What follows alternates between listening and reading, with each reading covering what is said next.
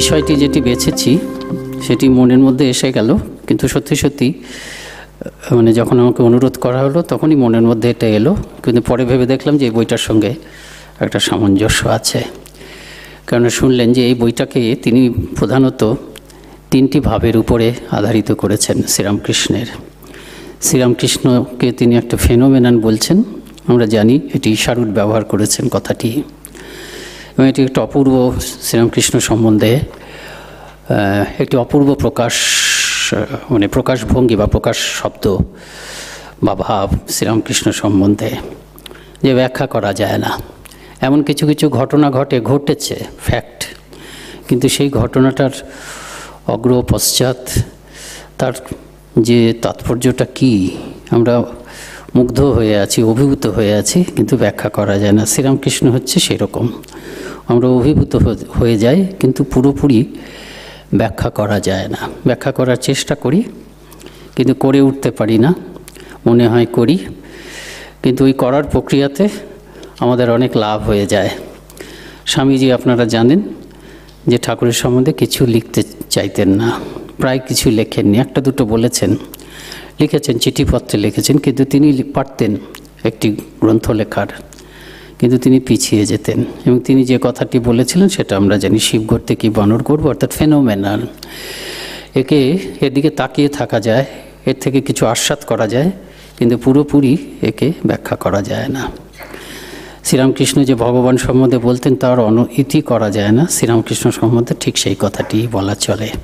তা সেই ফেনোমেনালের যে তার জীবনের কি কি তাৎপর্য, তার যে একটা সাধন জীবন ছিল, সেটি প্রথমে তার সবথেকে শ্রেষ্ঠ জীবনী লেখক তিনি সেটা দিকে আমাদের দৃষ্টি আকর্ষণ করেছেন, স্বামী শারদানন্দজি। অবতার পুরুষের সাধন ভাব, তা সেই সাধন ভাবটা যে থাকে, কেন অবতার সাধন করেন সেটা লীলা প্রসঙ্গকার খুব সুন্দরভাবে বলেছেন। এটা কি অভিনয়? বলে অভিনয় নয়, সত্যি সত্যি অবতার পুরুষের যখন ভগবান মানবদেহ ধারণ করে আসেন তখন তো তাকে আমরা অবতার বলি। ভগবান যখন নরলীলা যাপন করেন তখন তার উপরে একটা স্বেচ্ছাবৃত অপূর্ণতা থাকে। আমরা আজকাল এই কম্পিউটারের যুগে প্রোগ্রামিং শুনি, সেজন্য একটু বলতে পারি, আমরা আলোচনা করি, তিনি যেন একটা নিজের উপরে একটা প্রোগ্রামিং করে আসেন। যে ভাগবতে আমরা দেখছি শ্রীকৃষ্ণ যাবেন, তার আগে সব ব্যবস্থা করে আসছেন, যে সবাই বিভিন্ন জায়গায় চরিত্রগুলো ওই দেবদেবীরা জন্মগ্রহণ করছেন, যাতে আগামী এই যে বিষ্ণু, স্বয়ং বিষ্ণু শ্রীকৃষ্ণ হয়ে আসবেন, তার লীলাতে তারা বিভিন্ন ভূমিকা পালন করেন। অর্থাৎ এরকম একটা অ্যারেঞ্জমেন্ট যেন একটা প্রোগ্রামিং করে তিনি আসেন। এই প্রোগ্রামিংয়ের একটা মূল লক্ষণ হচ্ছে কি, অবতার তিনি সাধ্য বস্তু, অর্থাৎ যুগ যুগ ধরে যাকে সামনে রেখে মানুষ সাধক হয়, যাকে লাভ করে মানুষ সিদ্ধ হয়, তিনি হচ্ছেন সেই সাধ্য বস্তু, স্বয়ং ভগবান তো। কিন্তু তিনি ভুলে যান, তিনি স্বেচ্ছায় ভুলে যান সাময়িকভাবে যে তিনি সাধ্য বস্তু, তিনি সাধকের মতন আচরণ করেন, নিজের উপরে অপূর্ণতা আরোপ করে তিনি সত্যি সত্যি অপূর্ণ মানুষের জন্য, এই অপূর্ণ মানুষের মতন তিনি সাধন ভজন করেন।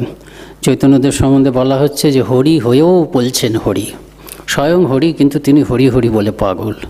এই যে ভুলে যান সাধ্য বস্তু, তিনি ভুলে গিয়ে নিজেকে সাধক ভাবেন, ভেবে যে সাধ্য বস্তুর জন্য কাঁদেন, তপস্যা করেন, সাধন ভজন করেন। এই ভুলে যাওয়ার কারণে তার সাধন ভজনগুলো জেনুইন হয়, এবং যেহেতু তার সাধন ভজনগুলো জেনুইন হয়, সেই জন্য কি হয়, পৃথিবীর মানুষের জন্য যুগোপযোগী সব থেকে উপযুক্ত রাস্তা তৈরি হয়। তা শ্রীরামকৃষ্ণ এই অবতারের সাধন, অবতারও যে সাধন করেন কি, এটা শারদানন্দজি মহারাজ সেখানে দেখিয়েছেন। এবং তার সেই জীবনের উপর ভিত্তি করেই এই মনোরঞ্জনবাবু তিনটে জিনিসকে ধরে নিয়েছেন, আপনারা শুনলেন সেটা। একটা হচ্ছে শ্রীরামকৃষ্ণের সাধন জীবনের ফল কি হলো, ফল হলো অধ্যাত্ম রাজ্যে তিনি ভাবমুখে থাক, এই ভাবটা, ভাবমুখে থাকার ভাবটা তিনি দিলেন, এটা তার অবদান। আরেকটা কি, ধর্ম আচরণের ক্ষেত্রে যত মত তত পথ, এটাও তার অবদান ধর্ম আচরণের ক্ষেত্রে। শ্রীরামকৃষ্ণ নিজেই বলছেন, লীলা প্রসঙ্গেই আছেন, যে তিনি সাধন ভজন করার পর বোধহয় ষোড়শী পুজোটা তখন বাকি আছে, তা তিনি তার তীর্থ ভ্রমণে গেলেন, অনেক সাধুকে দেখলেন, অনেক এগিয়ে যাওয়া মহাপুরুষকে দেখলেন, অনেকে একটা পথ অবলম্বন করে সিদ্ধ হয়ে গেছেন সেরকম মহাপুরুষকেও দেখলেন, কিন্তু দেখলেন যে সব জায়গায় একদেশতা, সব জায়গায় হচ্ছে যে নিজেরটা শ্রেষ্ঠ অন্যেরটা কম। তিনি খুব অবাক হতেন, তিনি নিজের ভেতরের দিকে তাকাতেন, এটা শারদানন্দজি মহারাজ বলছেন, নিজের অন্তরের দিকে, নিজের মনোভাবটার দিকে তাকিয়ে দেখছেন যে ভেতরে একেবারে এরকম গ্রহিষ্ণুতা, আর বাইরে কেন এত অনুদারতা তিনি বুঝতে পারতেন না, তখনও বুঝতে পারতেন না। যখন সব সাধন ভজন শেষ হয়ে গেল, অবতার পুরুষ এবার বুঝলেন যে তার জীবন, তার সাধন ভজন নিজের জন্য হয়নি, তার কখনো মুক্তি হবে না, সকলের মুক্তি হয়ে যাবে, এই কথাটা বলছেন যে সকলের মুক্তি হয়ে যাবে, তার মুক্তি হবে না। তার মানে কি, তাকে যুগে যুগে আসতে হবে, যখনই ধর্মের গ্লানি হবে, যেটা শ্রীকৃষ্ণ বলেছেন। তিনি এই প্রথম বুঝতে পারছেন, ভগবান এই প্রথম বুঝতে পারছেন যে আমি ভগবান। যখন বুঝতে পারছেন তখন তার মধ্যে এই উপলব্ধিগুলো আসছে যে ধর্মজগতে এই একটা নতুন, শুধু একটা না, এই যে তিনি দেখছেন যে বাইরে এত অনুদারতা এবং তার ভেতরে এত উদারতা, এটা তিনি ভেবে ভেবে খুব অবাক হতেন, নিশ্চয়ই খুব দুঃখও পেতেন। কিন্তু এই প্রথম সব সাধন যখন হয়ে গেছে, ষোড়শী পুজো হয়ে গেছে, তখন তিনি বুঝলেন যে এই যে ধর্মজগতে এটিই তাকে দিতে হবে। এই জন্যই তিনি আবার শরীর ধারণ করে এসেছেন। তা যত মত তত পথ অধ্যাত্ম রাজ্যে, আর ব্যবহার ক্ষেত্রে হচ্ছে শিবজ্ঞানে জীবের সেবা। কিন্তু এর মধ্যে একটা পরম্পরা আছে, সূত্র আছে। এই যে ভাবমুখে থাকা, এটাই বস্তুত হচ্ছে ঠাকুর যে কথাটা বারবার ধরে কথামৃতে বলেছেন, অনেকবার বলেছেন, জ্ঞানের পরে বিজ্ঞান, এই কথাটা। তো এইটার উপরই আমরা আজকে আলোচনা করব। একটু হালকা কথা বলি, তখন এখানেই ছিলাম ব্রহ্মচারী, তারপর ঠাকুরের জন্মতিথির দিন দেখি টিভিতে একটা প্রোগ্রাম হচ্ছে, যিনি প্রোগ্রামটাকে পরিচালনা করছেন তিনি খুব শ্রদ্ধাশীলভাবেই বলছেন, কিন্তু বিজ্ঞানটাকে তিনি সায়েন্স ভাবছেন, যে ঠাকুরের প্রশংসা করে বলছেন, ধর্মজগতের লোক কিন্তু বিজ্ঞানকে এতটা গুরুত্ব দিয়েছেন। তিনি ধর্মটর্মেরও ওপরে বিজ্ঞানকে স্থান দিয়েছেন, আপনারা নিশ্চয়ই জানেন। এখানে জ্ঞানের পরে বিজ্ঞান বলতে কিন্তু ওই সায়েন্স বলতে আমরা যা বুঝি তা নয়। এই বিজ্ঞান কথাটা গীতাতে আছে, অন্তত 3-4 জায়গায় আছে, কিন্তু যেখানেই গীতাতে আছে সেখানে জ্ঞান এবং বিজ্ঞান একসঙ্গে ব্যবহার করা হয়েছে। জ্ঞান ও বিজ্ঞান ও সহিতম, বা জ্ঞান ও বিজ্ঞান ও তৃপ্তাত্মা, যেখানেই আছে বিজ্ঞান কথাটা ব্যবহার হয়েছে 4-5টা জায়গায়, 4টে জায়গায় ব্যবহার আমরা অন্তত দেখতে পাচ্ছি। জ্ঞান ও বিজ্ঞান ও নাশনম 3য় অধ্যায়, 6ষ্ঠ অধ্যায়, জ্ঞান ও বিজ্ঞান ও তৃপ্তাত্মা কুটুস্থ বিজিতেন্দ্রিয়, যোগীর লক্ষণ। তারপর ভগবান শ্রীকৃষ্ণ অর্জুনকে বলছেন, তোমাকে আমি মানে জ্ঞানম তে অহম সবিজ্ঞানবিদম বক্সামি অশেষত, এমন তুমি আমার প্রিয়, এই জ্ঞানটা বিজ্ঞান সমেত তোমাকে একদম নিঃশেষে বলবো, যাতে তোমার আর কোনো কিছু জানার বাকি থাকবে না। এরকম জ্ঞান, যখনই জ্ঞান বিজ্ঞান কথাটা বলা হয়েছে তখনই জ্ঞান সহ বলা হয়েছে। কিন্তু এখানে যে বিজ্ঞান, গীতাতে যে বিজ্ঞান কথাটা বলা হয়েছে, সেটা ঠাকুরের কিন্তু বিজ্ঞান সেই অর্থে কথা বলেননি। গীতাতে যে বিজ্ঞান কথাটা বলা হয়েছে, সেখানে যখন জ্ঞানের সঙ্গে বিজ্ঞানটা বলা হয়েছে, তখন দেখা যায় যে জ্ঞান মানে হচ্ছে শঙ্করাচার্যের ভাষ্য অনুযায়ী অন্তত ওই বুদ্ধিজনিত শাস্ত্র জ্ঞান, এই যে চরম লক্ষ্য সেটাকে বুদ্ধি দিয়ে শ্রবণ মনন করা হয়েছে, মনন পর্যায়ের বুদ্ধিজনিত জ্ঞান। আর ওই বিজ্ঞানটাকে বলা হচ্ছে যে অপরোক্ষানুভূতি। কাজে ঠাকুর কিন্তু এই অর্থে ব্যবহার করছেন না। ঠাকুরের এই বিজ্ঞানটা যে ঠাকুর যে অর্থে ব্যবহার করে, সেটাও ঠাকুরের নিজস্ব, এটিও একদম ঠাকুরের নিজস্ব। আর এমনি বিজ্ঞানময় কোষ যেটা, সেটা তো আপনারা জানেন, সেটার সঙ্গে এটার কোনো ইয়ে নেই। আর বৌদ্ধ দর্শনে, যোগাচার দর্শনে বিজ্ঞানবাদ আছে, সেটাও কিন্তু ঠাকুর যে অর্থে বিজ্ঞান কথাটি ব্যবহার করেছেন সেটি একদম ইউনিক। তো সেটি নিয়ে আমরা আলোচনা করব। ঠাকুর বিজ্ঞান কথাটা কথামৃতে অনেকবারই বলেছেন, একটু একদম কথামৃত থেকেই পড়ি 1-2 জায়গায় যেখানে বলেছেন, একই রকম কথা বলেছেন, আবার কোনো কোনো জায়গায় 1-2 নতুন কথা বলছেন। তা পড়ছি কথামৃতে একটা জায়গায় ঠাকুর বলছেন, জ্ঞানের পরে বিজ্ঞান। জ্ঞানী নীতি নীতি করে বিষয় বুদ্ধি ত্যাগ করে, তবে ব্রহ্মকে জানতে পারে। যেমন সিঁড়ির ধাপ ছাড়িয়ে ছাদে পৌঁছানো যায়, কিন্তু বিজ্ঞানী যিনি, তিনি বিশেষ রূপে তার সঙ্গে আলাপ করেন, তিনি আরও কিছু দর্শন করেন। এই কথাটা বলছেন। তিনি আরও কিছু দর্শন করেন। সেই আরও কিছুটা কি বলছেন, তিনি দেখেন ছাদ যে জিনিসে তৈরি, সেই ইট চুন সুরকিতেই সিঁড়িও তৈরি। নীতি নীতি করে যাকে ব্রহ্ম বলে বোধ হয়েছে, তিনি জীবজগৎ হয়েছেন। বিজ্ঞানী দেখেন যিনি নির্গুণ তিনি সগুণ, যিনি ব্রহ্ম তিনিই ভগবান, যিনি গুণাতীত তিনি সরৈশ্বর্যপূর্ণ ভগবান। এটা হচ্ছে আরও কিছু দেখা। অর্থাৎ ব্রহ্ম সত্য জগৎ মিথ্যা, জ্ঞানী তার সামনে এটা থাকে। ঠাকুর উদাহরণ দিচ্ছেন যে সিঁড়ি দিয়ে যখন সে উঠছে, এক একটা সিঁড়িতে আটকে থাকলে চলবে না, জগতে আটকে থাকলে চলবে না। এক একটা সিঁড়িকে ছেড়ে দিয়ে সে যাচ্ছে। গিয়ে সে যখন ছাদ থেকে এসে আবার সিঁড়িতে দাঁড়াচ্ছে, তখন যে তার সিঁড়ির সম্পর্কিত অভিজ্ঞতা, সেই অভিজ্ঞতা কিন্তু যাওয়ার সময় যে তার সিঁড়ির সম্পর্কিত অভিজ্ঞতা হয়েছিল তা নয়। সে এখন গোটাটা জানে। সেই যে ষষ্ঠ সিঁড়িটাকে যখন ছেড়ে দিয়ে গেছে, তখন সে ছাদটা কি জানতো না, ছাদের উপাদান জানতো না। কিন্তু এখন যখন সে এই ষষ্ঠ সিঁড়িটাতে আবার নেমে এসেছে, তখন কিন্তু দুটো ব্যাপারটা তার জানা হয়ে গেছে। এটাকেই ঠাকুর বলছেন বিজ্ঞান। ঠাকুর কি বলছেন যে ছাদ যে জিনিসের তৈরি, সেই ইট চুন সুরকিতেই সিঁড়িও তৈরি। নীতি করে যাকে ছেড়েছিল, মিথ্যা বলে যাকে ছাড়া হয়েছিল, এখন দেখা গেল যে সেটি হচ্ছে সত্য, সেটিও সত্য। কাজেই বর্জনীয় কিছু নেই। এই যে সব কিছুর মধ্যে একই জিনিসকে দেখতে পাওয়া, সেটাকেই ঠাকুর বলছেন যে জ্ঞানী আরও কিছু, বিজ্ঞানী আরও কিছু দর্শন করেন। বিজ্ঞানীর কাছে যিনি নির্গুণ তিনি সগুণ, যিনি ভগবান, যিনি ব্রহ্ম তিনিই ভগবান, যিনি গুণাতীত তিনি সরৈশ্বর্যপূর্ণ। তারপরে ঠাকুর আর অন্য জায়গায় বলছেন একই কথা। তিনি বলছেন যে আরেকটা জায়গার থেকে পড়ছি, একই রকম কথা বলছেন, ব্রহ্মজ্ঞানের পরেও আছে, জ্ঞানের পরে বিজ্ঞান। যার জ্ঞান আছে, বোধ হয়েছে, তার অজ্ঞানও আছে। বশিষ্ঠ শত পুত্র শোকে কাতর হলেন। লক্ষণ জিজ্ঞাসা করাতে রাম বললেন, ভাই জ্ঞান অজ্ঞানের পার হও। যার আছে জ্ঞান তার আছে অজ্ঞান। পায়ে যদি কাঁটা ফোটে, আরেকটি আহরণ করে সেই কাঁটাটি তুলে দিতে হয়, তারপর দ্বিতীয় কাঁটাটিও ফেলে দিতে হয়। মাস্টারমশাই জিজ্ঞেস করছেন, অজ্ঞান জ্ঞান দুই ফেলে দিতে হয়? ঠাকুর বলছেন তাই, যে অজ্ঞান কাঁটা দিয়ে প্রথমে তুমি জ্ঞান কাঁটাকে ফেলে দেবে, তারপরে জ্ঞান কাঁটাটাকেও ফেলে দেবে। এইটার জন্যই বিজ্ঞানের প্রয়োজন। দুটোই কেন ফেলে দিতে হবে? অজ্ঞান অবস্থাটা কি? অজ্ঞান অবস্থায় আমার কাছে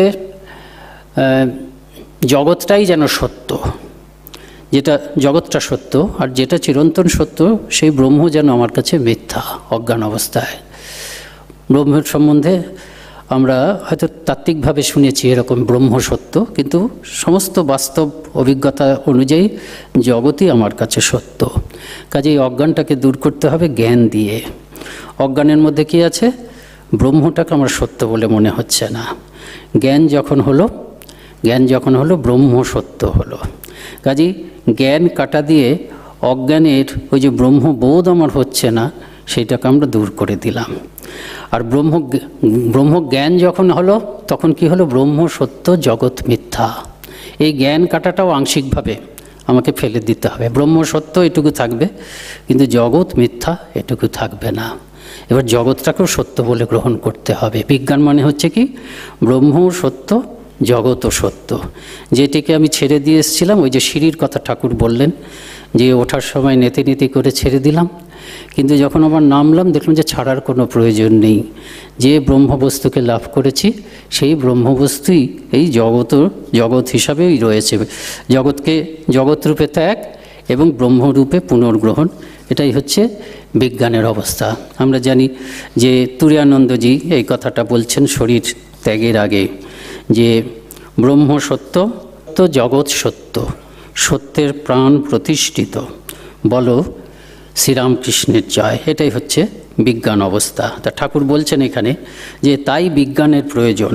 মাস্টারমশাইকে বলছেন, দেখো না, যার আলো জ্ঞান আছে তার অন্ধকার জ্ঞান আছে, যার সুখ বোধ আছে তার দুঃখ বোধ আছে, যার পুণ্য বোধ আছে তার পাপ বোধ আছে। বিজ্ঞান কিনা তাকে বিশেষ রূপে জানা, কাষ্ঠে আছে অগ্নি এই বোধ, এই বিশ্বাসের নাম জ্ঞান। সেই আগুনে ভাত রাঁধা খাওয়া, খেয়ে হৃষ্টপুষ্ট হওয়া, তার নাম হচ্ছে জ্ঞান। তাকে নিয়ে আনন্দ করা বাৎসল্যভাবে, সখ্যভাবে, দাসভাবে, মধুরভাবে, এরই নাম বিজ্ঞান। জীবজগৎ তিনি হয়েছেন, এটি দর্শন করার পর বিজ্ঞান। সর্বভূতে তিনি আছেন। আচ্ছা, বিজ্ঞানী কি সর্বোচ্চ অবস্থা? আমার এই যে আমার যে বক্তব্যটা তৈরি করেছি, তার আগে আমি একটি বইয়ের সাহায্য নিয়েছি। আপনারা হয়তো জানেন যে রামকৃষ্ণ মিশনের একজন সন্ন্যাসী, তার নাম হচ্ছে মেধানন্দ। অয়ন মহারাজ নামে তিনি একটি খুব সুন্দর বই লিখেছেন। তিনি দর্শনের পণ্ডিত। তিনি ইউনিভার্সিটি অফ ক্যালিফোর্নিয়া থেকে তিনি ডক্টরেট করেছেন। তার একটি খুব বিখ্যাত বই 2018 সালে অক্সফোর্ড ইউনিভার্সিটি প্রেস থেকে প্রকাশিত হয়েছিল, infinite paths to infinite reality, Sri Ramakrishna and cross cultural philosophy and religion. সেখান থেকে, সেটা একটু আমি পড়াশোনা করেছি, সেখান থেকে তিনি এই ব্যাপারটাই আলোচনা করেছেন। শ্রীরামকৃষ্ণের ভাবকে তিনি বিজ্ঞান বেদান্ত বলেছেন। এটা বিজ্ঞান বেদান্ত কথাটা তার নিজস্ব। যেমন আমরা অদ্বৈত বেদান্ত বলছি শঙ্করাচার্যের, তেমনি বিজ্ঞান বেদান্ত তিনি বলেছেন। এবং তিনি আরও কতগুলো শব্দ ব্যবহার করেছেন। বলছেন যে নন সেক্টারিয়ান বেদান্ত, এটা বলছেন তিনি। তাই বিজ্ঞান বেদান্ত, সেখানে তিনি আরেকজনের কথাও উদ্ধৃত করেছেন। মোটামুটি তার সঙ্গে তার খুব মিল। ডক্টর অরবিন্দ শর্মা, তার একটি বই আছে রামকৃষ্ণ অ্যান্ড বিবেকানন্দ, সেখান থেকেও তিনি বলছেন। তারা একটা কথা বলছেন যে শ্রীরামকৃষ্ণ কি এই বিজ্ঞানটাকেই সর্বোচ্চ অবস্থা বলেছেন? জ্ঞানের পরে বিজ্ঞান। এই জ্ঞানের পরে বিজ্ঞান বলতে তারা কি বলছেন? এবং তারা বলছেন যে না, তিনি ঠিক সর্বোচ্চ অবস্থা বলেননি, কিন্তু সেটাই শেষ অবস্থা নয় বলেছেন। তাদের কথাটা আমি একটু পড়ছি। Sri Ramakrishna never claimed that vijnana is high state then brahmajnana, but he did explicitly claim that Vijnana is beyond even Brahmogyan, and he repeatedly affirmed that Vijnana is a much rarer, more intimate and more comprehensive realization of the divine reality than Brahmogyan. Divine reality দৈব শেষ সত্য একটা আছে। এখন সেই সত্যটারই প্রকাশ হচ্ছে ব্রহ্মজ্ঞানে। শ্রীরামকৃষ্ণ বিভিন্ন সময় এরকম কথাগুলো বলেছেন। শ্রীরামকৃষ্ণ বলছেন যে যিনি ব্রহ্ম আর শক্তি অভেদ, এই কথা বলছেন। যিনি নিত্য, তিনি লীলা, নিত্য আর লীলা এক। ব্রহ্ম আর শক্তি অভেদ, ব্রহ্ম আর কালী অভেদ, এরকম কথাটাও যেমন বলেছেন। আবার তিনি এই কথাও বলছেন যে যারই নিত্য তারই লীলা, এই কথাগুলোও বলেছেন। যিনি নিত্য আর লীলা এক যেমন বলেছেন, যার নিত্য তারই লীলা, এই কথা বলেছেন। তারপরে এরকম কথা বলেছেন, তিনি সগুণ, তিনি নির্গুণ, তিনি আরও কত কি, এরকম কথা বলেছেন। তিনি এক, তিনি দুই, আবার এক দুইয়ের পার, দ্বৈতাদ্বৈত বিবর্জিত। অর্থাৎ বোঝা যাচ্ছে শ্রীরামকৃষ্ণ যে শেষ সত্যটা যেটা বলছেন, সেটা একটা এমন একটা কম্প্রিহেন্সিভ রিয়ালিটি, সেটা একটা অসীম সত্য, তার ইতি করা যায় না, এইটা বলছেন। সেই যে অসীম সত্য, সেটি কখনো ব্রহ্মজ্ঞান হচ্ছে, আবার সেটি শক্তি হচ্ছে, এই কথাটা তিনি বলছেন। শ্রীরামকৃষ্ণ এই কথাটাই বলছেন যে সেই জন্য বিজ্ঞানকে তিনি তারও পরের অবস্থা বলছেন। তারও পরের অবস্থা মানে এই ব্রহ্মজ্ঞানের অবস্থাটাও আছে। ব্রহ্মজ্ঞানের পরের অবস্থাটা হচ্ছে কি, এই ব্রহ্মজ্ঞানের লাভ করতে গিয়ে যে জীব জগৎটাকে আমি অস্বীকার করেছিলাম, সেটাকেও তিনি তার মধ্যে বলছেন। সেই জন্য এরা বলছেন যে হায়েস্ট বলেননি, সর্বোচ্চ বলেননি, কিন্তু গ্রেটার বলেছেন। সর্বোচ্চ বলেননি কেন বলছেন? যে মানুষের শরীরে নির্বিকল্প সমাধির থেকে উঁচু অবস্থায় যাওয়া যায় না, এটা বলছেন তিনি। যে 21 দিন সাধারণ মানুষের শরীরে 21 দিনের পরে নির্বিকল্প সমাধির পরে শরীর থাকে না, কিন্তু অবতার পুরুষের থাকে, ঈশ্বর কোটির থাকে, সম্ভবত কোনো উচ্চ শক্তি সম্পন্ন জীবনমুক্ত পুরুষেরও থাকে। কেননা আমরা দেখেছি এরকম যাদেরকে ঈশ্বর কোটি বলা হয়নি, তারাও সমাধি, শ্রীরামকৃষ্ণের পার্শ্বদের মধ্যে তারাও কিন্তু সমাধি লাভের পরে এই জগতে ছিলেন এবং জগতে তারা থেকেছেন ওইভাবে। যেমন মহাপুরুষ মহারাজ, তাকে ঈশ্বরকোটি, আমরা অন্তত জানি না যে তাকে ঈশ্বরকোটি বলা হয়েছে, কিন্তু তিনি সেই একই অবস্থায় আছেন, যে আসছে তাকেই প্রণাম করছেন। এমনকি আমাদের সময়েও আমরা নির্বাণানন্দজিকে দেখেছি, তিনি কখনো কখনো তিনি পরিষ্কার দুটি ভূমিতে থাকছেন আমরা বুঝতে পারছি, এবং অন্তরঙ্গদের কাছে তিনি মাঝে মাঝে বলছেন যে আমি সব এক দেখছি। এই যে জগতের জীবিত থেকেও, যে মানে জগতের স্থূল শরীরে থেকেও যে সব এক দেখা, এটাই হচ্ছে বিজ্ঞান অবস্থা। ঠাকুর একটু একটু আভাস দিচ্ছেন যে আমি মাঝে মাঝে দেখি, কি দেখি, যে বর্ষার সময় যেমন গোটা প্রকৃতি চারপাশে তাকালে মনে হয় বৃষ্টিতে জড়ে আছে, তেমনি সব কিছু চৈতন্যতে জড়ে আছে। অর্থাৎ এগুলো তো দর্শন না হলে হবে না, কিন্তু অনুমান করা যায় বর্ষার সময় খুব বৃষ্টি হচ্ছে, ওই বৃষ্টিটার মধ্য দিয়ে আমরা আবছা আবছা আবছা আবছা চারপাশটা দেখতে পাচ্ছি। বৃষ্টি প্রথমে দেখছি, তার মাঝখান দিয়ে আমরা ঘর বাড়ি দূরে দূরে দেখতে পাচ্ছি। ঠিক সেই রকম ঠাকুর এই জগৎটাকে যে দেখছেন, এটা হচ্ছে বিজ্ঞানীর অবস্থা। ওই অবস্থাতে মা তাকে থাকতে বলেছিলেন। যখন নির্বিকল্প সমাধিতে যে অবস্থায় 21 দিন শরীর চলে যায়, 6 মাস ছিলেন, তখন মা বললেন যে ভাবমুখে থাক। এই ভাবমুখে থাকা অবস্থায় কি হলো, ঠাকুর এই জগৎটাকেও দেখতে পাচ্ছেন, আবার নির্বিকল্প সমাধি যখন জগৎ নেই সেটাকেও দেখতে, সেই অভিজ্ঞতাটাও আছে, দুটো মিলিয়ে তিনি দেখছেন। সেই জন্য বলছেন যে এটা মোর কম্প্রিহেন্সিভ এবং মোর ইন্টিমেট এবং মাছ রেয়ারার। মোর ইন্টিমেট তো ঠাকুরও সেইভাবে বলছেন যে ঈশ্বরকে নিয়ে আনন্দ করা, বিলাস করা, এই যে নানাভাবে ঈশ্বরের সঙ্গে সম্পর্ক পাঠানো। আর অরবিন্দ শর্মা তিনিও কিন্তু সেই কথা বলছেন যে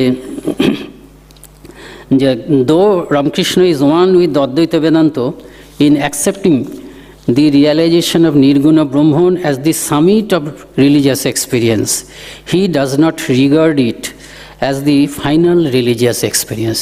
নির্বিকল্প সমাধিটাকে সর্বোচ্চ বলছেন, কিন্তু এটাই শেষ কথা বলছেন না। For him, the religious experience of coming back to the world to realize the identity of Saguna and Nirguna Brahman, সগুণ এবং নির্গুণ ব্রহ্ম এক, ওই নিচে নেমে আসা। নির্বিকল্প সমাধি হচ্ছে শরীরে থাকতে গেলে আমি নির্বিকল্প সমাধিটা হচ্ছে আমার চরম লক্ষ্য, মানে ওর থেকে উঁচু অবস্থায় ওঠা সম্ভব নয়। কিন্তু এর থেকেও তিনি মহৎ, মানে আরও বেশি, মানে সম্পূর্ণ টোটাল যে আধ্যাত্মিক অভিজ্ঞতা, সেইটার কথা বলতে গিয়ে তিনি এটাকে বেশি গুরুত্ব দিয়েছেন যে religious experience of coming back to the world to realize the identity of saguna and nirguna Brahman is a desirable next step. ওইটাই নেক্সট স্টেপ। কিন্তু এদের দুজনের কথার মধ্যে একটু খটকা আছে, প্রশ্ন তোলা যায় যে ঠাকুর কিন্তু স্বামীজিকে যে কথাটি বলেছিলেন তাতে কিন্তু বিজ্ঞানীর অবস্থাটাকে সব থেকে উঁচুতে, সমাধির থেকে উঁচু অবস্থা বলেছিলেন। আপনাদের মনে পড়বে স্বামীজি ওই শেষ সময়ে কাশীপুরে, কয়েকদিন বাকি আছে, যে তুই কী চাস, যে আমি সুখদেবের মতন সমাধিতে থাকবো, একটু মাঝে মাঝে নেমে এসে খাবো টাবো আবার চলে যাব। ঠাকুর বললেন হীন বুদ্ধি, তোর কাছ থেকে আমরা হীন বুদ্ধি আশা করি, ওর থেকে উঁচু অবস্থা আছে, ওর থেকে উঁচু অবস্থা আছে। তুই যে গান করিস জো কুছ হ্যায় সো তুই হ্যায়, তুই বাড়ির একটা ব্যবস্থা করে দেওয়ায় সমাধির থেকে উঁচু ব্যবস্থা করে দেওয়া যাবে। কিন্তু ঠাকুর কিন্তু ওটাই বলছেন, বিজ্ঞানের অবস্থাটাকে কিন্তু সর্বোচ্চ অবস্থা বলছে। তো যাই হোক, যে এটাই হচ্ছে পরিপূর্ণ আধ্যাত্মিকতা। ঠাকুরের উদ্দেশ্য হচ্ছে এই ঠাকুর সবার উপরে বিজ্ঞান অবস্থাটাকে দিয়েছেন, এবং এই বিজ্ঞানী যারা, তাদেরকে ঠাকুর জ্ঞানীর থেকে উঁচুতে স্থান দিয়েছেন। ওই অরবিন্দ শর্মা বলছেন রামকৃষ্ণ স্পিক্স হাইলি অফ বিজ্ঞানীজ দেন দি জ্ঞানীজ। এটা ঠিক কথা যে বিজ্ঞানীদেরকে তিনি উঁচু স্থান দিচ্ছেন জ্ঞানীদের থেকে। ঠাকুরের নিজের কথাতে পড়ি, বলছেন, আর সুন্দর কথা বলছে আমাদের এই অয়ন মহারাজ, তিনি সুন্দর কথা বলছেন যে Sri Ramakrishna always contrast the spiritual selfishness of jnanis compared to the spiritual compassion of বিজ্ঞানী। তিনি ঠাকুরের দৃষ্টিতে শুধু ব্রহ্মজ্ঞান লাভ করছে, স্বামীজিকে যেটা বললেন তুই এত হীন বুদ্ধি, শুধু ব্রহ্মজ্ঞান, ঠাকুর সেটাকে ছোট বলছেন। কিন্তু ব্রহ্মজ্ঞান লাভের পরেও জগতের লোকের কল্যাণ করব বিজ্ঞানী অবস্থায় নেমে আসা, মানে বিজ্ঞানের অবস্থা, সর্বভূতে সেই ব্রহ্মময়, সেটাকে তিনি বেশি মানে মহৎ বলে মনে করছেন। ঠাকুরের নিজের কথায় বলি, ঋষিরা ভয় তরাসে, তাদের ভাব কি জানো, আমি জোশো করে যাচ্ছি আবার কে আসে, খাদি কাঠ আপনি জোশো করে ভেসে যায়, কিন্তু তার উপর একটি পাখি বসলে ডুবে যায়। নারদাদি বাহাদুরি কাঠ, নারদাদি আচার্য, তারা হচ্ছেন বিজ্ঞানী। এই যে আপনিও ভেসে যায়, আবার অনেক জীবজন্তুকেও নিয়ে যেতে পারে। এটা ঠাকুর বেশি বাহাদুরি দিচ্ছেন। অন্য ঋষিদের চেয়ে তারা সাহসী, শুধু জ্ঞানী যারা তারা ভয় তরাসে। যেমন শতরঞ্জ খেলায় কাঁচা লোকেরা ভাবে জোশো করে একবার ঘুঁটি উঠলেই হয়, বিজ্ঞানীর কিছুতেই ভয় নাই। সে সাকার নিরাকার সাক্ষাৎকার করেছে, ঈশ্বরের সঙ্গে আলাপ করেছে, ঈশ্বরের আনন্দ সম্ভোগ করেছে। তাকে চিন্তা করে অখণ্ডে মন লয়েও আনন্দ, আবার মন লয় না হলে লীলাতে মন রেখেও আনন্দ। শুধু জ্ঞানী একঘেয়ে, কেবল বিচার করছে এ নয় এ নয়, এসব স্বপ্নবৎ, আমি দুহাত ছেড়ে দিয়েছি তাই সব লই। তারপর ঠাকুর সেই গল্প বলবেন দুহাত ছেড়ে। ঠাকুর নিজের সম্বন্ধে বলছেন যে আমার জ্ঞানীর স্বভাব নয়। জ্ঞানী আপনাকে দেখে বড়। জ্ঞানী আপনাকে কেন বড় দেখে বলছে? জ্ঞানী এই জগতের দুঃখ টুক্ষ এসবের, জগৎটা তো তার কাছে মিথ্যা, কাজে জগতের সঙ্গেই সে জড়ায় না। জগতের সঙ্গে জড়ায়, কাজে জগতের সকলের থেকে সে নিজেকে আলাদা বলে মনে করে। সেই জন্য বলছেন জ্ঞানী আপনাকে দেখে বড়। মা আমাকে ভক্তের অবস্থায় রেখেছে, বিজ্ঞানীর অবস্থায় রেখেছে। এখন এখানে একটা প্রশ্ন আসতে পারে, ঠাকুর যে কথাটা বললেন যে ভক্তের অবস্থায় রেখেছে, বিজ্ঞানীর অবস্থায় রেখেছে, তাহলে কি বিজ্ঞানী মানে ভক্ত? বিজ্ঞানী মানে ভক্ত ঠিকই, কিন্তু এই যে ভক্ত সে হচ্ছে সাধারণ ভক্ত নয়। যে ভক্ত জ্ঞানপথে চলছে না, পরম ভক্ত, কিন্তু সে ব্রহ্মজ্ঞান লাভ করেনি, সে বিজ্ঞানী নয়। এই যে ভক্ত বলছেন তিনি হচ্ছে জ্ঞান লাভের পরের ভক্ত। বিজ্ঞানীকে ঠাকুর ভক্তের কাছাকাছি কেন রাখছেন? যে বিজ্ঞানীর কাছে বৈচিত্র্য আছে, তো জ্ঞানীর কাছে বৈচিত্র্য নেই। জ্ঞানীর কাছে শুধু ব্রহ্ম সত্য। বিজ্ঞানী তো জগৎকে নিয়ে চলছে, জগতের সুখ দুঃখ আনন্দ ব্যর্থতা মজা সব কিছু বিজ্ঞানী সব কিছুর সঙ্গে আইডেন্টিফাই করছে, সব কিছুর মধ্যে ব্রহ্মের প্রকাশ দেখছে। এই যে বৈচিত্র্য ঠাকুর যেটা বলছে রোশন চৈকি, এই বৈচিত্র্যটা বিজ্ঞানীর মধ্যে থাকে বলে বিজ্ঞানীর বাহ্য লক্ষণের সঙ্গে ভক্তের লক্ষণের প্রায় মিল, কিন্তু সাধারণ ভক্তের সঙ্গে বিজ্ঞানীরূপ ভক্তের যে তফাৎ সেটা হচ্ছে সাধারণ ভক্ত কিন্তু ব্রহ্মজ্ঞান লাভ করে আসেনি, বিজ্ঞানী কিন্তু ব্রহ্মজ্ঞান লাভ করে নিচে নেমে এসে ভক্ত হয়েছে। ভক্তের মানে ভূমিকাটা তাকে নিতে হচ্ছে, যেহেতু এই দ্বৈত জগৎ, এই বহু বিচিত্র জগৎকে সে সত্য বলে মনে করছে, সমস্ত বৈচিত্র্যকে সে গ্রহণ করছে, সেজন্য ভক্তের ভূমিকাটা তাকে স্যুট করছে। কিন্তু সাধারণ ভক্ত আর বিজ্ঞানী ভক্তের মধ্যে কিন্তু অনেকটা তফাৎ আছে। আরেকটা প্রশ্ন আমাদের করা যেতে পারে, এই বিজ্ঞানী কি অদ্বৈতী? বিজ্ঞানী অদ্বৈতী। বিজ্ঞানী বহু দেখছে। মা বলেছেন না যে অদ্বৈত না হলে তো সর্বোচ্চ জ্ঞান হচ্ছে না। মা বলেছেন ঠাকুর অদ্বৈতী ছিলেন। মা তো দর্শন করে বলছেন অদ্বৈতী, মা যা বলবেন সেটা সত্যি। আর স্বামীজিও সেটা বলছেন অদ্বয় তত্ত্ব সমাহিত চিত্তম। কাজে ঠাকুর অবশ্যই অদ্বৈতী, আমরা অদ্বৈতী, বিজ্ঞানী অদ্বৈতী। বিজ্ঞানীর অদ্বৈতীটা কি? বিজ্ঞানী তো বহুকে গ্রহণ করছেন। বিজ্ঞানীর বহুকে গ্রহণ করা আর অজ্ঞানীর বহুকে গ্রহণ করা দুটোর মধ্যে তফাৎ আছে। অজ্ঞানী এক দেখতে পাচ্ছে না বলে বহুকে গ্রহণ করছে, আর বিজ্ঞানী এককেও দেখছে বহুকে গ্রহণ করছে। সে সব সময়, তার কাছে কোনো সময় এক অদৃশ্য হচ্ছে না, এক পেছনে আছে, একই বহু হিসাবে সামনের আসছে বলে তিনি বহুকে গ্রহণ করছেন। যদি এক পেছনে না থাকতো, বিজ্ঞানী যদি পরিষ্কার বুঝতে না পারতেন যে এই বহুর পেছনে এক সবসময় কাজ করছে, তাহলে বিজ্ঞানী বহুকে গ্রহণ করতেন না। ঠাকুরের সব উদাহরণ আছে না, দেখছি সবার ভেতর দিয়ে সেই সবাইকে এক রাম দেখছি। কাজে বিজ্ঞানী অদ্বৈতী। বিজ্ঞানী ভক্ত, কিন্তু বিজ্ঞানী ভক্ত আর জ্ঞানী ভক্তের মধ্যে তফাৎ আছে, এই কথাটা খেয়াল রাখতে হবে। ঠাকুর এই বিজ্ঞান ভাবটা কি বলছে? নিজের ভাব। এখানকার ভাব হচ্ছে কি, এরকম বারবার ধরে বলছে, এখানকার ভাব হচ্ছে নিত্য আর লীলা দুটোকেই নিই। ওই কথাগুলো আবার বলছেন ঠাকুর, এখানকার ভাব তিনি বলছেন। যেমন তিনি বলছেন যারই নিত্য তারই লীলা, যারই লীলা তারই নিত্য, আরও কত কি, তিনি সগুণ নির্গুণ আরও কত কি, এসব কথা বলছেন। তিনি যেমন তার বৈশিষ্ট্যটা হচ্ছে এরা সব বলছেন, এই তিনি যখন নিত্য এবং লীলা দুটোকে এক করে বলছেন, এই যে দুটোর মধ্যে সম্পর্ক দেখাচ্ছেন, তা এই অরবিন্দ শর্মা বা অয়ন মহারাজার বলছেন এটা কিন্তু বাই ডিরেকশনাল। অর্থাৎ বাইরের রসায়নের মধ্যে দুদিকেই তিনি এই একত্বটা দেখাচ্ছেন। যিনি নিত্য তিনিই লীলা, আবার যিনি লীলা তিনিই নিত্য। ব্রহ্ম ছাড়া শক্তিকে কল্পনা করা যাবে না, আবার শক্তি ছাড়া ব্রহ্মকেও কল্পনা করা যাবে না। এই কথা কিন্তু বলছেন না সমুদ্রেরই ঢেউ, ঢেউয়ের কিছু সমুদ্র নয়, এই কথাটা বলছেন না। এটা ঠাকুরের যে নিত্য লীলা দুটোকে দেখাচ্ছেন বিজ্ঞান দর্শনের, তিনি দুটোই একটা রূপ সঙ্গে আরেকটা যেন সম্পৃক্ত, এটা বলছেন। যেমন বারবার ধরে বেশিরভাগ সময় অধিকাংশ মানুষের জন্য তিনি এই লীলার দিকে নজর দিচ্ছেন, লীলার দিকে গুরুত্ব দিচ্ছেন, এইসব বলছেন তিনি। কেন অধিকাংশ মানুষই ভক্ত, ওই একেবারে নির্গুণ নিরাকার করতে পারবে না, সেই জন্য বারবার ধরে বলছে যিনি ব্রহ্ম তিনি মা কালী, যিনি ব্রহ্ম তিনি আদ্যাশক্তি, এরকম কথা যেমন বলছেন। আবার কেউ যদি কখনো বলে ওই পেছনের যে ব্রহ্মকে না নিয়ে শুধু আদ্যাশক্তিকে নিতে যাচ্ছে, সেটাও কিন্তু ঠাকুর আপত্তি করছেন। সেটা তিনি হাজরার ক্ষেত্রে হচ্ছে, চৈতন্যদেবের কথা হচ্ছে, চৈতন্যদেবের এত লীলা এত বিভূতি। হ্যাঁ, হাজরা বলছে যে এখানে ব্রহ্মের কিছু ব্যাপার নেই, এগুলো সব এই মায়ার জন্য হচ্ছে, শক্তির জন্য হচ্ছে, ঠাকুর পছন্দ করছে না।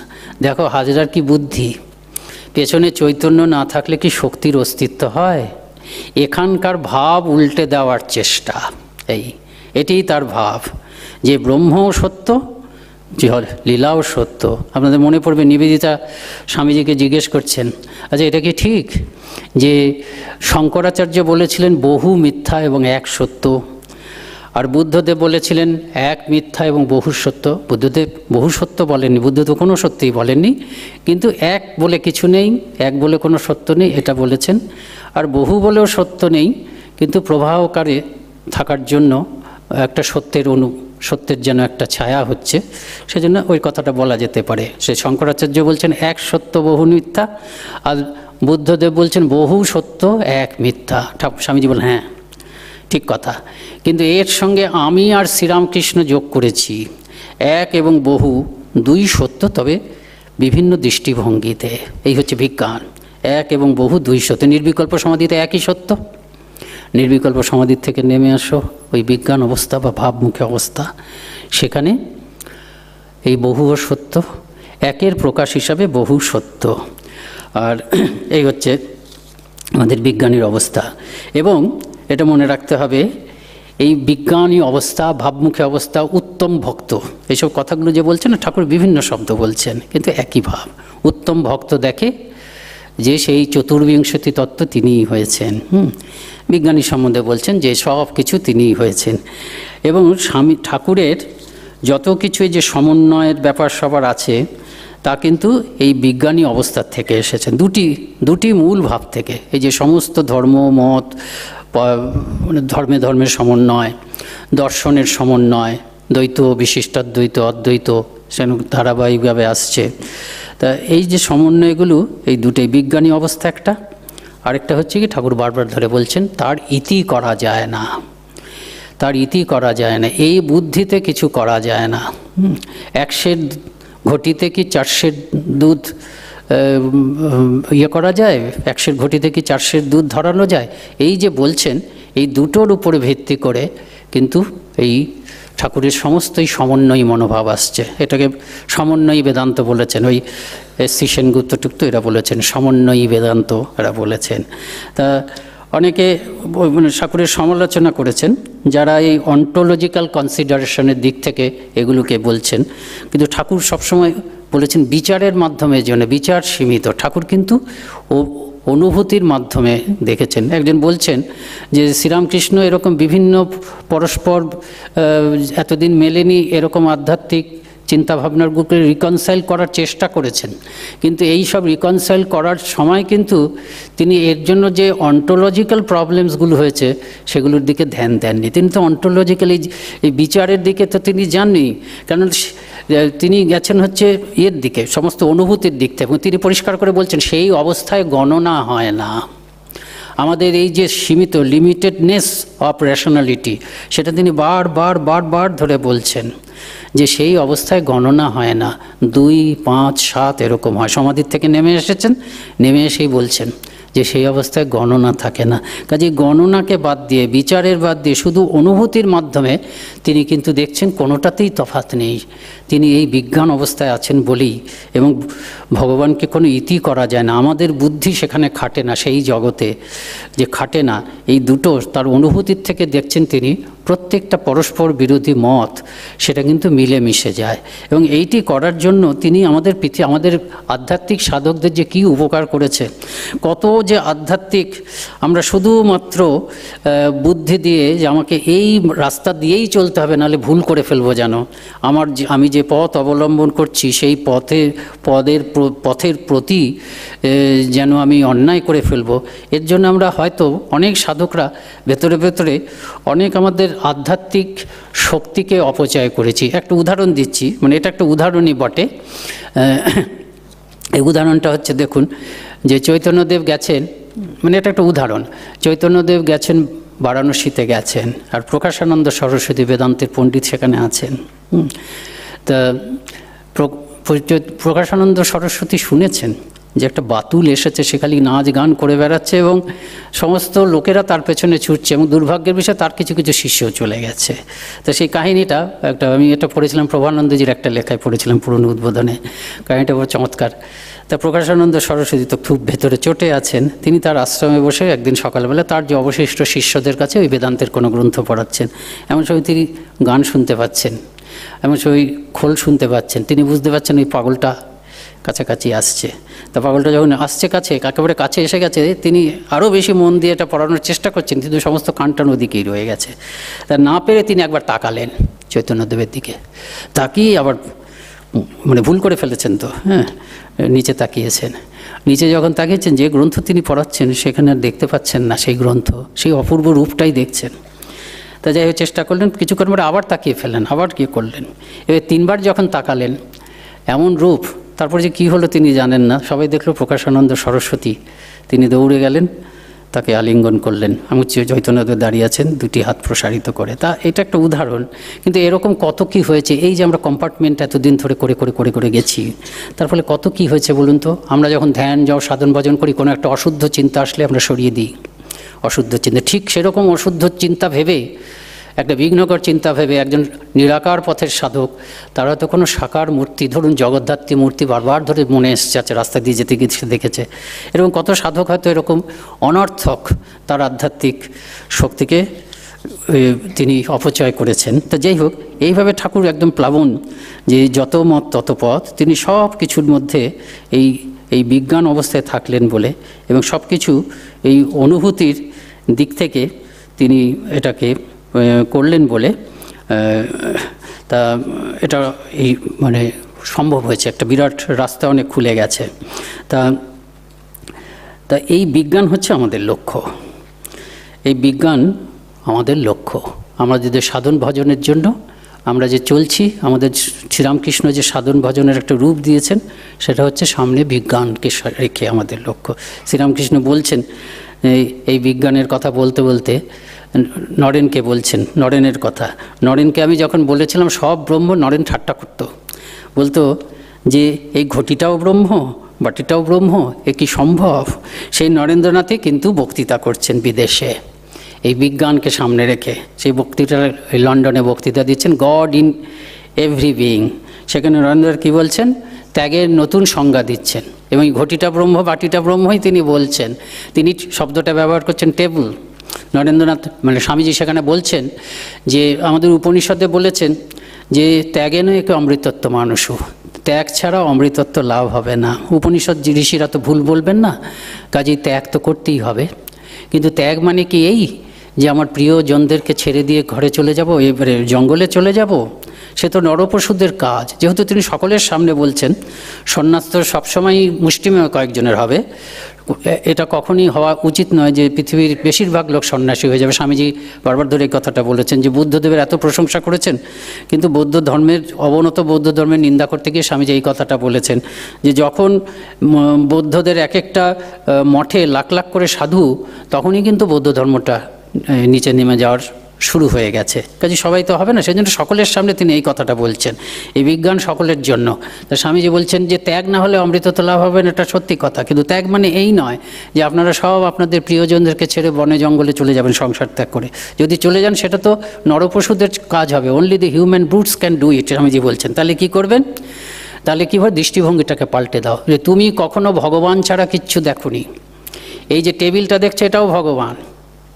একদিন ঘটিটা ব্রহ্ম বাটিটা ব্রহ্ম বলে হেঁটেছিল, এই যে টেবিলটা দেখছো এটা ভগবান, কিন্তু শুধু ভগবানকে তুমি, ব্রহ্মকে তুমি শুধু টেবিল বলে দেখেছিলে। আজকের থেকে দৃষ্টিটা পাল্টে দাও, আজকের থেকে মানুষ, টেবিল, এই টেবিলটাকে দেখার আগে আগে ভগবানকে দেখো, তারপর টেবিলটাকে দেখো, এটা বলছেন। তারপর স্বামীজি যে শব্দটা বললেন, ডিফাই দিস ওয়ার্ল্ড, ডিফাই, জগৎকে দিব্যায়িত করো। এই দিব্যায়িত করার কাজ সমস্ত আমাদের যে সাধন ভজন, রামকৃষ্ণ সংঘেরই যে সাধন ভজন, রামকৃষ্ণ মিশনের সাধুরা আমাদের যে সাধন ভজন আমরা করছি, সেটাই সারা পৃথিবীর লোকের সাধন ভজন ঠাকুরমা স্বামীজিকে অবলম্বন করে। তা আমরা সেটাই করছি। তা বলছেন ডিফাই দিস ওয়ার্ল্ড। তা এই নতুন বিজ্ঞান বেদান্ত, এটাকে বিজ্ঞান বেদান্ত বলা হচ্ছে। আপনাদেরকে যে বললাম যে নন সেক্টারিয়ান বেদান্ত, এই কথাটা বলার তাৎপর্য আছে। এই জিনিসটা মনে রাখতে হবে, এটা স্বামীজি বলছেন। বলতে হবে যে আমাদের এই কথামৃত আমাদের ব্রহ্মচারীদের জন্য স্বামীজি, সাধু ব্রহ্মচারীদের স্বামীজি নিয়মাবলী করে গেছেন। তা তিনি পরিষ্কার বলছেন যে রামকৃষ্ণ সংঘের ক্রিটটা কী, ধর্মভাবটা কী হবে, কোন পথ অবলম্বন করে চলবো, আমাদের শাস্ত্র কী। স্বামীজি একদম পরিষ্কার বলছেন যে তোমরা যদি ভাবো শ্রীরামকৃষ্ণ মঠ, তোমরা যদি ভাবো যে শ্রীরামকৃষ্ণের কথাগুলোকে এক জায়গায় সব করবে এবং সেটাই শাস্ত্র হবে, তাহলে কি হবে? শ্রীরামকৃষ্ণ সব সময় দলের বিরোধী ছিলেন। তিনি করতেন, ওই ব্রাহ্মণদের বক্তৃতা শুনতে গেছেন, বলছেন দল চাই দল চাই। স্বামীজি ঠাকুর এসে বলছেন কি নোংরা কথা, দল চাওয়া মানে নোংরা কথা। তিনি সবসময় সেক্টের বিরুদ্ধে ছিলেন। তাহলে তোমরা কি করবে, যে শ্রীরামকৃষ্ণকে নিয়ে তাহলে তোমরা একটা আলাদা সেক্ট তৈরি করবে। এই অনন্ত সম্প্রদায়ে বিভক্ত এই জগতে আমরা আরেকটা সম্প্রদায় যোগ করতে আসিনি, আমি আর শ্রীরামকৃষ্ণ। তাহলে কি, ওই উপনিষদই আমাদের শাস্ত্র। কিন্তু হয়েছে কি, উপনিষদকে বিভিন্ন দর্শন যারা করেছে তারা নিজেদের মতন করে ব্যবস্থা করেছে। স্বামীজি এই কথাটা বলছেন, টেক্সট টর্চারিং করা হয়েছে। শঙ্করাচার্যকে তিনি সমালোচনা করেছেন, সবাইকে সমালোচনা করেছেন।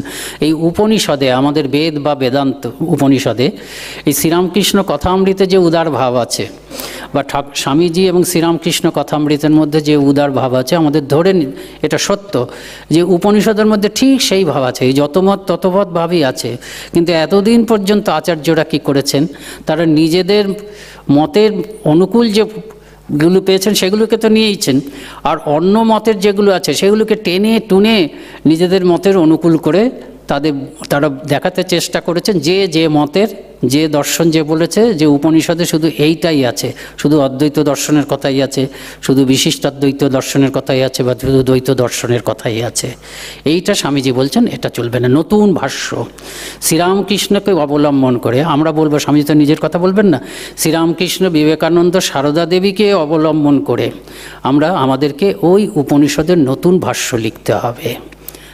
নতুন, স্বামীজি বলছেন, কোনো আচার্য এরকম কথা বলে না। এই দেখবেন অনেকবারই বলেছেন। তা দ্বিতীয়বার যখন পাশ্চাত্যে যাচ্ছেন, সাধুদের উদ্দেশ্যে একটা বক্তৃতা দিয়েছেন, আইডিয়াল অফ সন্ন্যাস। তাতে বলছেন, স্বামীজি ঋষিদের খুব প্রশংসা করতেন। ওই স্বামীজি যখন কথা বলতেন, gone are the days of rishis, you will be the new rishis. এই বলছেন তোমাদের এখন নতুন ঋষি হতে হবে। বলছেন তোমরা এই উপনিষদ করবে এবং নিজেদের মানে নিজেরা যে অর্থ বের করবে সেই অর্থ বের করতে হবে। অর্থাৎ এই ঠাকুরের এবং স্বামীজির এই উদারভাবে ওই বেদান্তকে বলতে হবে। যার জন্য এই মহারাজরা, আমরা বলছি যে শ্রীরামকৃষ্ণ, বিবেকানন্দ, সারদা দেবীর ভাবে যে বেদান্তের যে নতুন ব্যাখ্যা আমাদের সামনে আসছে এবং ভবিষ্যতে হয়তো এটা মানে সত্যি সত্যি এক শৃঙ্খলাবদ্ধ হবে, অর্গানাইজড হতে প্লেস করে, সেটাকে এরা সেই জন্য নাম দিচ্ছে দিচ্ছেন যথার্থই। ইনি বলছেন বিজ্ঞান বেদান্ত, একদম যথার্থই। আবার কেউ বলছেন সমন্বয়ী বেদান্ত, একদম যথার্থ বলছেন। কেউ বলছেন নন সেক্টারিয়ান বেদান্ত। এই নন সেক্টারিয়ান বেদান্ত বা বিজ্ঞানীর দৃষ্টিতে যে উপনিষদ ব্যাখ্যা বা বেদের ব্যাখ্যা, সেটাই হচ্ছে আমাদের ধর্ম, আমাদের দর্শন। এবং এটা অদ্বৈত দর্শন বটেই, অদ্বৈত দর্শন। কিন্তু শুধুমাত্র ওই নির্বিকল্প সমাধিতে যে অদ্বৈত দর্শন আমরা উপলব্ধি সেটাই সত্য না, এই জগৎ জুড়ে এই জীবনের মধ্যেও সেই অদ্বৈত দর্শন। যার জন্য আমাদের সাধনা কি, এটার বৈশিষ্ট্য সুবিধাটা আরেকটা হচ্ছে কি, বেদান্ত সাধনার জন্য প্রথমে অধিকারী হতে হয়, তারপরে অধিকারী হতেই হবে, তারপরে সাধনা। আর এখানে কি হচ্ছে, আমরা ঝাঁপিয়ে পড়তে হবে এই সাধনাতে। ওই সাধনা করতে করতেই আমরা অধিকারী হয়ে যাব। তাই এই বিজ্ঞান বেদান্তকে সামনে রেখে, বা এই সমন্বয়ী বেদান্তকে সামনে রেখে, বা এই যে একবারে অসাম্প্রদায়িক বেদান্তকে সামনে রেখে আমাদের সাধন পদ্ধতির, রামকৃষ্ণ ভাবের সাধন পদ্ধতিটা হয়েছে। সেই সাধন পদ্ধতিটা কি আমরা সবাই জানি, এইটা হচ্ছে কি ওই শিবজ্ঞানে জীবের সেবা। এই শিবজ্ঞানে জীবের সেবাটা মানে কি, তাই তো এক শিব সবার মধ্যে আছে, অদ্বৈত তত্ত্ব সবার মধ্যে, এক শিব সবার মধ্যে, এক চারপাশে। যেহেতু সেজন্য কোনো মানুষ নয়। সবাইকে গিয়ে বলবো যে তুমি হচ্ছে দেবতা। Each soul is potentially divine. আলাদা আলাদা ডিভিনিটি নয়, প্রত্যেকের মধ্যে এক ডিভিনিটি, সবসময় একের উপর, ওই এককেই প্রকাশিত করা। তা বলছেন শিবজ্ঞানে জীবের সেবা। জীব সেবা তো আছেই, সেবাও আছে, কিন্তু যাকে সেবা করছি তিনিই আমার সাধ্যবস্তু। এবং সেই সাধ্যবস্তু একই সাধ্যবস্তু, একাধিক সাধ্য। সেই জিনিসটা ওয়ার্ক ইজ ওয়ার্শিপ, কাজই পূজা, কাজ তো পূজা হবেই।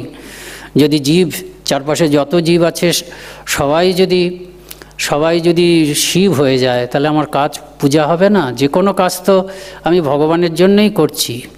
যেমন সাধারণ কাজ তো কাজই থাকে, সেটা যখন ভগবান উদ্দেশ্য করা হয় তখন পূজা হয়।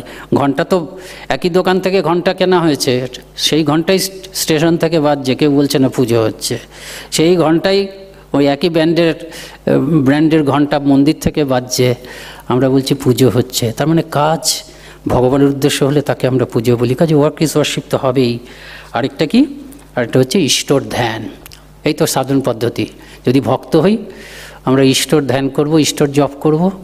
আর ভক্ত যদি না হয়, ইষ্টই ব্রহ্ম হয়েছেন, ওই ব্রহ্ম ধ্যান করব, স্মরণ মনন করব, মহাবাক্য উচ্চারণ করব, একই ব্যাপার। এই হচ্ছে সাধন, এই বিজ্ঞান সাধন, একদম সামগ্রিক বেদান্ত। এটা হচ্ছে শ্রীরামকৃষ্ণের জীবনে জীবন্ত হয়েছে। এইটি ধর্মরাজ্যে একটি নতুন অবদান। এই পথ অবলম্বন করে একটা সর্বগ্রাসী, সবাইকে নিয়ে একটা আধ্যাত্মিক সাম্রাজ্য, সবাইকে নিয়ে আমরা চলব। সেই চলার পথ শ্রীরামকৃষ্ণ দেখিয়ে দিয়ে গেছেন। তার সম্বন্ধে একটা বই আছে, অনেক বই তো আছে, বারবারা ফক্সের একটা বই আছে, harmony in chaos, Ramakrishna Vivekananda Vedanta. তা সেটাতে মূল প্রতিপাদ্যটা কিন্তু এই রকম, যে এক এবং বহুকে একসঙ্গে নেওয়া। শ্রীরামকৃষ্ণ আমাদের কী দৃষ্টিভঙ্গি দিচ্ছেন, এই বিজ্ঞান দৃষ্টিভঙ্গি। আমরা বলতে পারি যে জগতের দিকে যদি আমরা তাকাই, এটাকে কেওস বলে মনে হবে। কিছু দূর পর্যন্ত হয়তো একটা নিয়ম বিধি খুঁজে পাওয়া যেতে পারে, তারপরেই দেখা যাবে কেওস। এই কেওস হওয়ার কারণটা কি, এই জগতের পেছনে যে এক আছে সেটাকে আমরা সবসময় উপেক্ষা করছি। কিন্তু শ্রীরামকৃষ্ণ আমাদের কী দৃষ্টিভঙ্গি দিয়েছেন, এই জগৎকে তোমার নিতে হবে, এই কেওয়াটিক জগৎ, এই বহু ধর্মবিশিষ্ট, বহুতার বৈশিষ্ট্যপূর্ণ যে জগৎ, এটাকে তোমার নিতেই হবে। এই জগতের অস্তিত্ব নেই, শুধুমাত্র জগৎ যদি বলে এটাকে নিতেই হবে। এই জগতের অস্তিত্ব নেই একমাত্র তোমার যখন নির্বিকল্প সমাধি হচ্ছে। কিন্তু নির্বিকল্প সমাধিতে তো তুমি থাকতে পারবে না।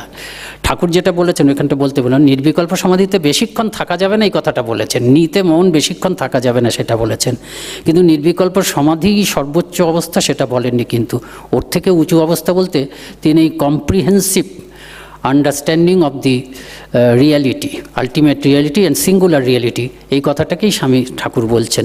তা যাই হোক, জগৎ তো থাকবেই, জীবন মানেই জগৎকে নিতে হবে, কিন্তু জগৎকে যদি আলাদা নিই হবে না। জগতের পেছনে একটাকে সবসময় নিতে, এক এবং বহু সবসময় নিতে হয়। বহুকে নেব, কিন্তু বহু সবসময় সেটা দাঁড়িয়ে আছে একের পেছনে। এইটা যদি আমরা নিই, তবে কি হবে, এই জগৎটা সামঞ্জস্যপূর্ণ হবে। এটাই হচ্ছে আমাদের জীবন দর্শন, যেটি শ্রীরামকৃষ্ণ তার ওই বিজ্ঞান অনুভব বা ভাবমুখে অবস্থার অনুভব হিসাবে আমাদের কাছে দান করেছেন। সেটিই কিন্তু মূল দর্শন। তার মধ্যে থেকে এই যতমত ততপথ, তার থেকেই এই শিবজ্ঞানী জীবের সেবা, এই সমন্বয় দৃষ্টিভঙ্গি এসছে। তা আপনাদের সবাইকে নমস্কার, ধন্যবাদ।